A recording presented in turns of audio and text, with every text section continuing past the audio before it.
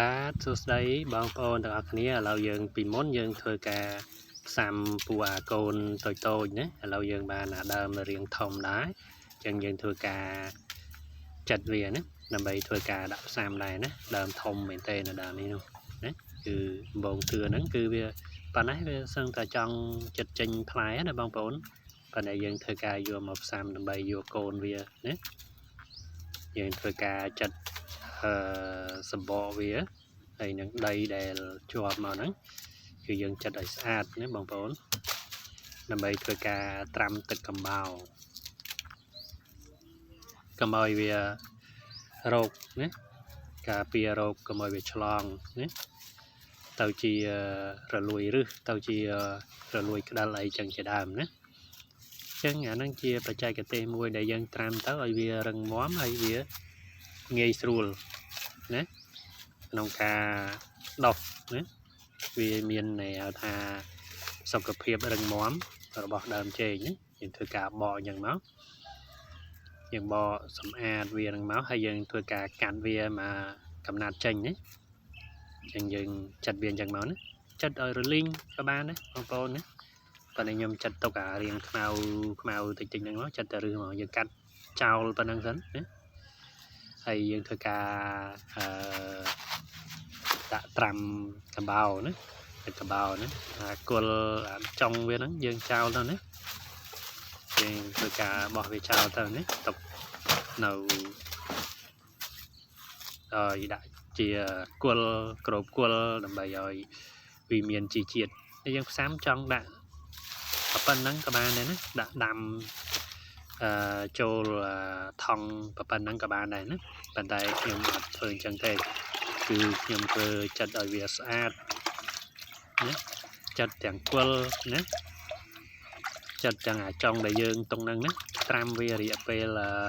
5នាទីណាដើម្បីឲ្យកំបោរនឹងវាជ្រាបចូលដើមសម្រាប់មេរោគប្រភេទដូចជាក្រាដូចជាអីណាការពារវាទៅអាហ្នឹងយើងការពារប្រសើរជាងជាបាលណាពេលដែលយើងដាំហើយដល់ពេលក្រាចាប់ផ្ដើមផ្លែទៅជាក្រាហ្នឹងវាទៅជារឿងមួយដែល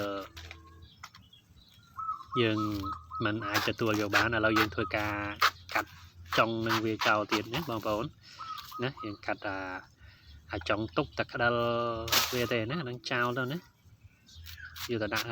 គល់ដំណាំផ្សេងទៅណាហើយយើងចាត់ក្បាលវានឹងចាត់ឲ្យស្អាតណាបងប្អូនចាត់វាប្រឆិតប៉ុន្តែកុំឲ្យដាច់ដល់ក្តិលណាយើងចាត់ត្រឹមគេហៅថាធៀងវាឬក៏ហៅក្តិលដែរប៉ុន្តែត្រឹមសតួវាហ្នឹងណាគឺយើងចាត់សម្អាតវាឲ្យស្អាតចឹងមកបណ្ដូលហ្នឹងយើងទុកអត់ទុកទេណាបណ្ដូលហ្នឹងក៏យើងធ្វើការកាត់វាចោលដែរណាបងប្អូនយើងចាត់ហ្នឹងហ្នឹងចង់ដូចត្រាវបងប្អូនណាប៉ុន្តែពីសម័យមុនដែលយើងអាចថាសម័យមុនអត់មានអីហូបយើងអាចយកក្តិលចេញទៅស្ងោរហូបណាកមួតដែរណាអាហ្នឹងដោយសារយើងអត់មានស្រូវអត់មានអង្ករអីណាសម័យមុនណាចឹងយើងចាត់បដូរនឹងចោលណាចាត់ដល់អស់ម្ដងចាត់ដល់ក្តិលវាតែម្ដងណាគឺអត់មានឃើញសល់បដូរសឬក៏អីទេណាចាត់ធ្វើម៉េចឲ្យឃើញអស់ណាលេងបានន័យថាវាលេងដោះទៀតណាគឺខាងលើហ្នឹងគឺលេងដោះយើងចាត់ឲ្យស្អាតរំលីងវាឲ្យស្អាតចឹងមកណាខាងលើហ្នឹងមក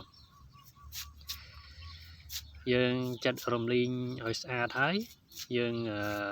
នេះចាត់អាគៀនហ្នឹងណាចាត់សម្អាតវាមកឲ្យស្អាតមកហ្នឹងហើយបន្ទាប់ពីយើងចាត់សម្អាតរួចហើយយើងនឹងអាចថាដាក់ត្រាំចូលទៅក្នុង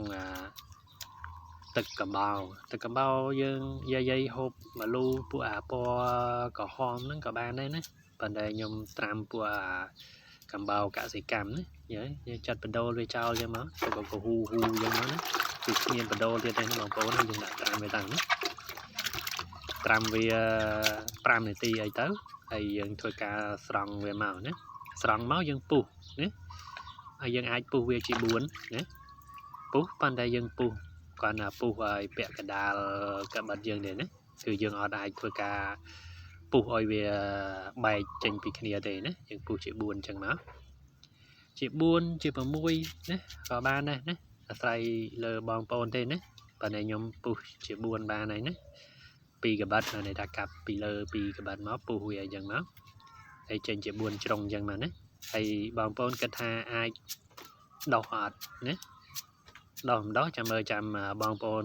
តាមដានទស្សនាវីដេអូយើងបន្តទៀតណាវីដេអូដល់ពេលដោះខ្ញុំនឹងធ្វើការថតវីដេអូដែលអាចដោះបានណាបងប្អូនហ្នឹងហើយបន្ទាប់ពីយើងលាងសម្អាតវាហើយអីហើយយើងអាចធ្វើការរកថង់ណារកដីមកណាដើម្បីធ្វើការដាក់វាចូលទៅក្នុងថង់ណាថង់ដូចយើងរៀងធំបន្តិចណានេះដីរបស់យើងណា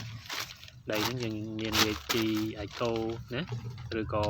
ជីកំប៉ុស្តរបស់យើងណាអាស្រ័យលើយើងឯណានឹងទាក់ទងទៅនឹងការជីយើងដាក់បំពន់វាហើយក៏មិនដែរណាព្រោះប្រភេទចេកដំបងនេះវាអត់សូវចាញ់ជាមួយនឹងជីធម្មជាតិមែនទេណាចឹងវាអាចយើងអាចធ្វើការដាក់វាបានច្រើនក៏បានដែរណាវាឆាប់លូតលាស់ល្អណាបងប្អូនចឹងយើងដាក់ផ្កាំឬក៏ដាក់ផ្ងាណាបងប្អូនដាក់ខ្ញុំដាក់ផ្កាណាបងប្អូនចង់ដាក់ផ្កាំក៏ដាក់ផ្កាំទៅណាញើខ្ញុំដាក់ផ្កាណាគេថាដាក់ផ្កាំវាអាចផ្លែធន់នឹងលំនឹងជាងណាយើងបន្ទាប់ពីយើងចាក់មកយើងដាក់រួចហើយយើងចាក់ដីជីរបស់យើងហ្នឹងចូលទៅណាចាក់ចូលឲ្យពេញមកណាប៉ុន្តែមិនអោយពេញលើស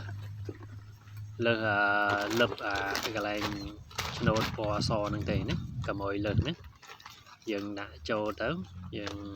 ធ្វើការសម្កត់វាមកហើយមួយថ្ងៃយើងធ្វើការស្រោចទឹកវា2ដងមួយថ្ងៃ2ដងអញ្ចឹងយើងទុកសអញ្ចឹងមកណា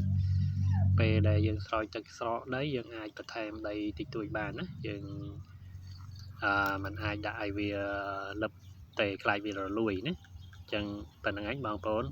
បាទអរគុណច្រើនណាដែលបានទស្សនាវីដេអូយើងធ្វើការផ្សាំកូនចេកដំបងនេះណាអញ្ចឹងវាងាយស្រួលក្នុងការពិនិត្យមើល